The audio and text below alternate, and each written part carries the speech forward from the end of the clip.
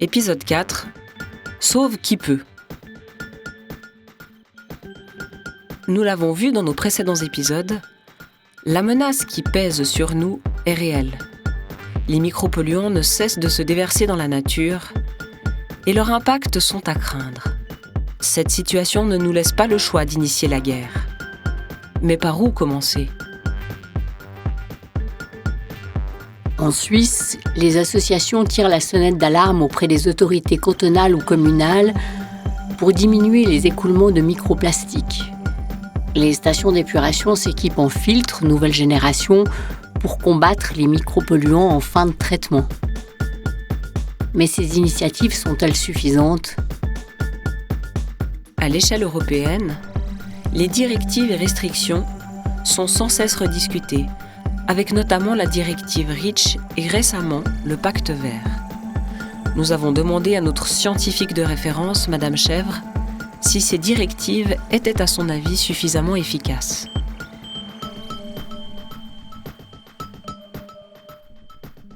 Elles ont été partiellement efficaces parce qu'elles ont permis d'éliminer tout un tas de substances chimiques qui étaient potentiellement problématiques.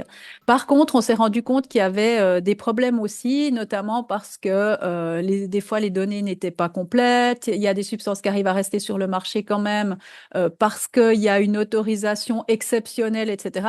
Donc, l'Union européenne a reproposé une deuxième évaluation, c'est ce fameux pacte vert, et pour un monde sans substances chimiques toxiques, qui est fortement contesté maintenant et puis sur lequel on revient vraiment en arrière. Et ça, c'est vraiment dramatique à mon sens.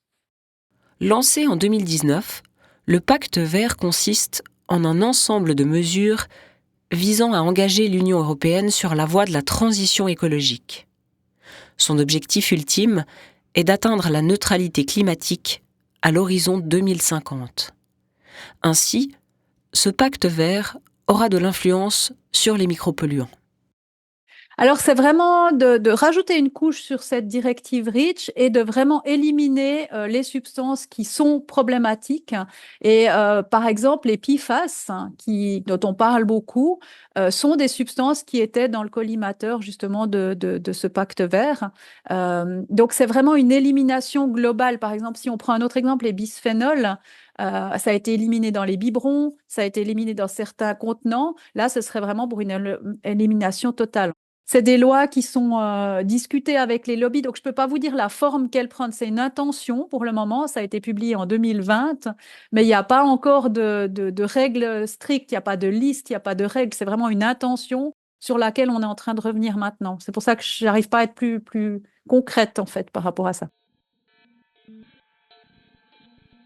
Aurons-nous le temps d'attendre les tergiversations et discussions au niveau européen ?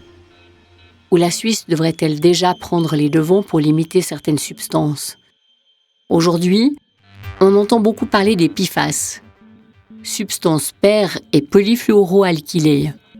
Ces substances sont aussi appelées polluants éternels car elles peinent à être dégradées et persistent dans l'environnement. Nous en avions déjà parlé dans le premier épisode de notre podcast. Étant donné que les PFAS présentent des risques pour la santé et pour l'environnement, ils sont aujourd'hui dans le collimateur de nombreuses organisations. Chez nos voisins français, ils ont fait l'objet d'une toute nouvelle loi le 27 février 2025. Moi, je trouve que cette loi est vraiment intéressante parce que ça montre une prise de position claire. Maintenant, il faudra voir comment elle peut être mise en place parce que c'est vrai que ces substances sont utilisées un peu partout. Donc, les remplacer, si on les remplace, ce sera de voir si on les remplace pas par quelque chose de pire, ce qui a souvent été le cas dans le passé. On a substitué par des choses pires. Et si on les supprime vraiment, il faudra voir aussi qu'est-ce qu'on fait. Par exemple, on est très content d'avoir des vêtements imperméables ou des chaussures imperméables quand il pleut. Donc, par quoi comment le consommateur va réagir à ça, c'est assez intéressant. Puis, ce qui est aussi assez intéressant, c'est qu'on voit bien les tensions entre l'économie et l'écologie. Quand on voit que de cette loi ont été soustraits tout ce qui est ustensiles de cuisine, puisque une des grandes parties entreprise française, c'est Tefal, qui produit beaucoup d'ustensiles de cuisine. Donc là, on voit bien la tension en fait entre les deux. Mais moi, je suis très, très curieuse de voir comment cette loi va pouvoir être appliquée. Voilà, on y est. Comment limiter les micropolluants alors qu'ils font partie intégrante de la croissance économique dans notre monde actuel?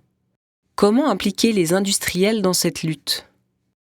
En Suisse, une équipe de travail planche sur les solutions à trouver pour diminuer les micropolluants issus des industries. Nous avons rendez-vous avec Fabienne Huxter.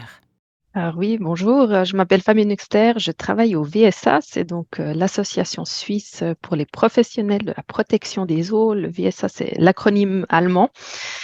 Et j'ai deux fonctions au VSA. D'une part, je travaille à la plateforme technique de traitement des micropolluants depuis 2021. Et puis, depuis septembre de l'année passée, je suis co-directrice du Centre de compétences industrie et artisanat. Alors, la plateforme technique de traitement des micropolluants, pour avoir le nom complet, c'est une initiative en fait de l'OFEV, donc l'Office fédéral de l'environnement, l'EAVAG, donc c'est un institut de recherche sur l'eau, et puis du VSA, donc l'association suisse des professionnels de la protection des eaux. Elle a été créée en 2012 parce que en fait en 2012 on a commencé à munir certaines steppes avec des étapes micropolluants pour enlever les micropolluants des eaux domestiques. Et la plateforme, en fait, elle reste encore de nos jours un peu entre ces trois domaines, donc la recherche, la pratique et les autorités. Donc, en fait, on fait un peu le pont entre ces trois domaines. Donc, on va d'une part amener des questions de la pratique à la recherche ou aux autorités et dans l'autre sens aussi. Voilà. Et puis, après 2012, en fait, il y a les micropolluants industriels qui sont un peu venus sur le radar, donc on s'est un peu allergi au niveau thématique, entre autres aussi parce qu'il manque en fait une vue d'ensemble sur quels sont les apports des industries au niveau des micropolluants dans nos eaux de surface. Et c'est aussi un rapport du Conseil fédéral qui a dit qu'il fallait voir quelles sont les mesures possibles à prendre à la source pour réduire ces micropolluants. À la source, cela signifierait que les entreprises soient en mesure de traiter leurs déchets avec leur propre station d'épuration, ou du moins avec des pré-traitements. On a parfois des pré-traitements en entreprise aussi qui fonctionnent bien, mais en fait, la législation et la pratique n'est pas vraiment focalisée sur le thème des micropolluants, donc sur la retenue de ces micropolluants dans les eaux.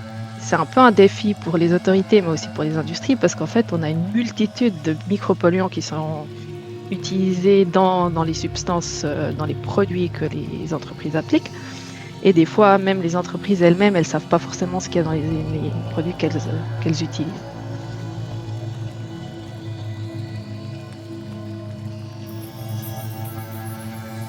La législation, elle est devenue un peu plus sévère, mais typiquement, l'aspect environnemental n'est pas encore assez pris en compte, selon le VSA.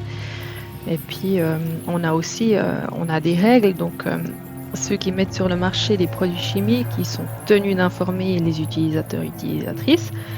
Ils doivent établir des fiches de sécurité, mais en fait, il n'y a pas toujours toutes les informations sur ces fiches de sécurité. Elles se sont beaucoup améliorées ces dernières années, mais d'une part, elles ont des fois des erreurs, hein. Bon, ça arrive partout, mais d'autre part, en fait, il y a des substances, si elles sont en dessous d'un certain pourcentage, elles ne doivent pas être indiquées sur ces fiches de sécurité. Donc, il y a quand même des lacunes entre déjà celui qui va utiliser le produit et celui qui va le vendre.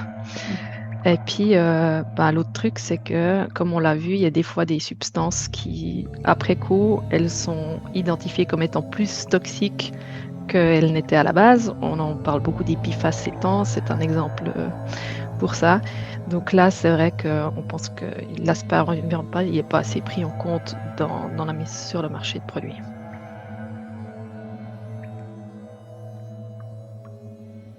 Alors, comment faire pour détecter un micropolluant déversé par une entreprise? C'est là que Fabienne Huxter nous révèle l'existence d'une station de mesure près de Bâle, La RUS, russe. Rheinüberwachungsstation, c'est une station de mesure à la fin du Rhin verbal, où en fait ils mesurent en continu et puis des fois il y a des pics de concentration.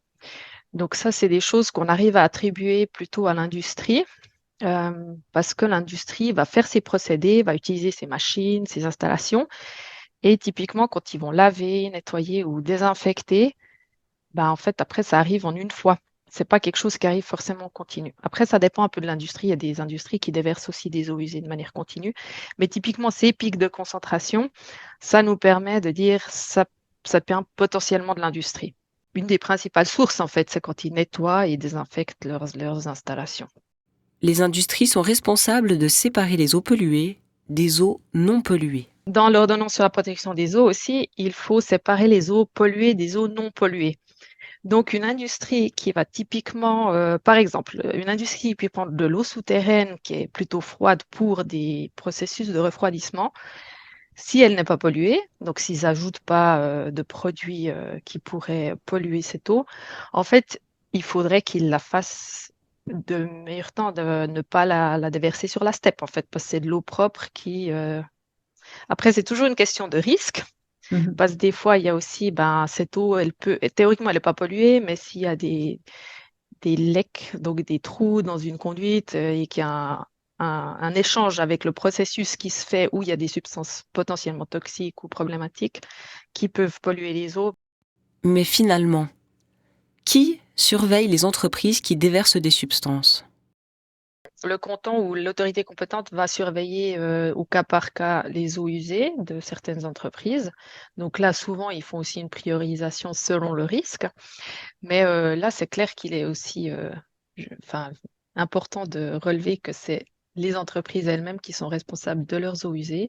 Donc c'est à elles d'exploiter leur processus selon l'état de la technique, de traiter leurs eaux usées selon l'état de la technique et de respecter d'éventuelles valeurs limites, donc celles qui sont fixées par l'ordonnance sur la protection des eaux, mais le canton ou l'autorité, elle peut aussi fixer des valeurs limites au cas par cas. Donc selon ce qu'il y a dans cette eau, des fois ils ont des valeurs qui sont peut-être pas dans l'ordonnance sur la protection des eaux, mais qui vont définir avec l'industrie qui doit les respecter.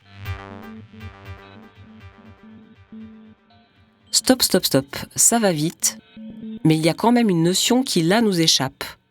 C'est l'état de la technique. C'est quoi l'état de la technique ? Petite définition sur le site du VSA, plateforme micropolluants. L'état de la technique est le stade de développement de procédés, d'installation et ou de modes d'exploitation évolutifs dans l'industrie et l'artisanat qui est adapté à la protection de l'environnement ainsi qu'à l'utilisation efficace des ressources. Des mesures visant à limiter les émissions dans l'eau, le sol et l'air, à assurer une gestion des déchets respectueuse de l'environnement et à garantir la sécurité des installations et ou à améliorer la gestion des ressources. Autant vous dire que c'est passablement complexe.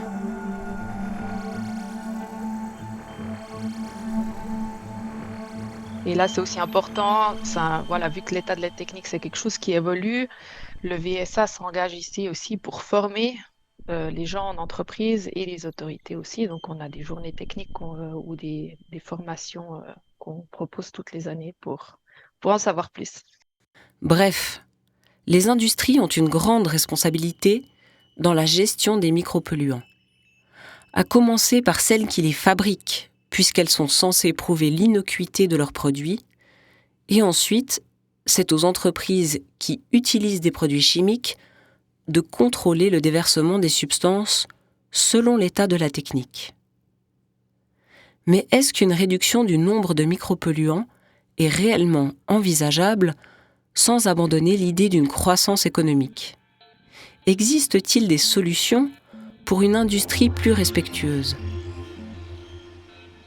Une piste serait la chimie verte, appelée aussi chimie durable, chimie écologique ou chimie renouvelable. La chimie verte, c'est une nouvelle idée lancée en 1991 par l'Agence américaine pour la protection de l'environnement. Elle a pour but de concevoir et développer des produits et procédés chimiques permettant de réduire ou d'éliminer l'utilisation et la synthèse de substances dangereuses. Deux chimistes américains, Anastas et Warner, ont développé 12 principes autour de ce concept qui ont permis de populariser la chimie verte. Parmi ces 12 principes, nous en avons sélectionné 3 qui sont particulièrement éloquents. Le premier, c'est mieux vaut éviter de produire des déchets que d'avoir ensuite à les traiter ou à s'en débarrasser. Le deuxième, de renoncer à utiliser des auxiliaires de synthèse, soit des solvants, agents de séparation, etc. Le troisième principe que nous avons retenu prône une conception de produits en vue de leur dégradation. Ils doivent pouvoir se décomposer en déchets inoffensifs et biodégradables. Monsieur Christophe Ellert, physicien et professeur à la Haute École d'ingénierie à Sion, travaille sur la réutilisation du plastique en entreprise. On le met dans le réacteur, on va faire actionner notre processus là-dessus et à la sortie, on prend les gaz qui sont intéressants comme l'acétylène, l'éthylène ou peut-être aussi le méthane. Tous les gaz sont oxygénés, donc c'est pourquoi on avait le PET, parce que le PET contient de l'oxygène. Alors on sort des gaz que l'industrie chimique aujourd'hui génère par un processus hautement énergivore à base de pétrole de l'Arabie Saoudite ou ailleurs. Donc, on supprime deux choses. On supprime l'importation de pétrole pour générer le produit primaire, le acétylène, éthylène, ces produits-là, qui sont hautement de haute valeur pour l'industrie chimique, d'une côté, et comme on réutilise les déchets à la fin de leur cycle de vie, on remet dans le cycle et les déchets ne sont pas brûlés et ne vont pas générer le CO2. Cette technique demande encore à être développée. Et il faut du temps et il faut de l'argent. Le processus fonctionne, le réacteur fonctionne de trouver la bonne température, la bonne puissance, le bon diamètre, la bonne taille, le bon. Et pour cela, il faut demander recherche, financement et des choses comme ça. On a toujours les mêmes difficultés. Quand je suis allé la première fois à l'Office fédéral de l'environnement, ils ont dit, vous traitez combien de kilos par jour? Je dis kilos? Je suis en microgrammes. Ils ont dit, clac, revenez quand vous avez des kilos. Est-ce que la chimie verte au sein des entreprises a de l'avenir? Si on applique le principe de chimie verte à toutes les entreprises, oui, ça devrait résoudre le problème. C'est pourquoi les critères étaient définis comme ils sont définis. Et on les a lancés, les organisations internationales de la chimie, ils ont lancé ces définitions pour motiver les gens, soyez conscients, suivez ces règles là où vous pouvez, là où vous voulez.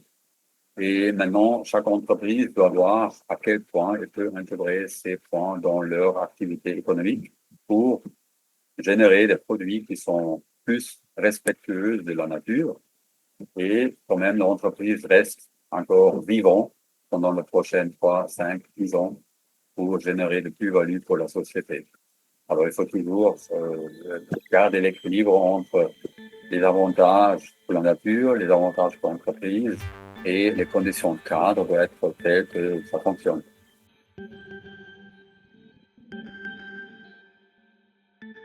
Les différents scientifiques que nous avons interrogés trépignent d'impatience lorsque les acteurs politiques ne soutiennent pas les avancées.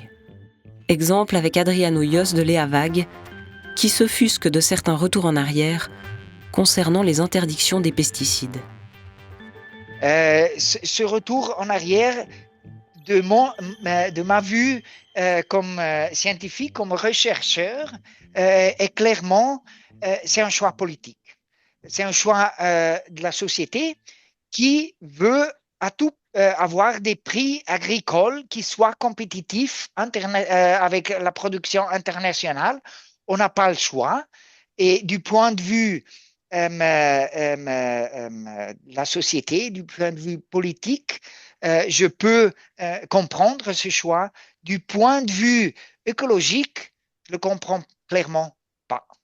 Parce que pour la biodiversité de nos eaux, et nous sommes en train de perdre la biodiversité à une vitesse qui dépasse par des ordres de grandeur les autres pertes qui ont été documentées sur notre Terre dans la fossile. La vitesse de perte de biodiversité est vraiment étonnante. Et les substances et aussi notre agriculture, elle y contribue. C'est clair, c'est la vue d'un scientifique, c'est pas la vue d'un politique, mais pour moi, c'est un grand problème. Fabienne Exter nous exprime également ses attentes envers les grandes entreprises. Moi, je suis de l'avis que les mesures à la source sont le plus adaptées, en fait. Donc, j'aimerais, dans un monde idéal, qu'on ait que des produits qui sont biodégradables, pas toxiques. Mais voilà, il y a des produits qui sont de base, ils ont besoin d'une certaine propriété. Donc, c'est là où, pour moi, se joue toute la question. Est-ce qu'on peut, comme avec les PFAS, où est-ce qu'on peut s'en abstenir, quoi?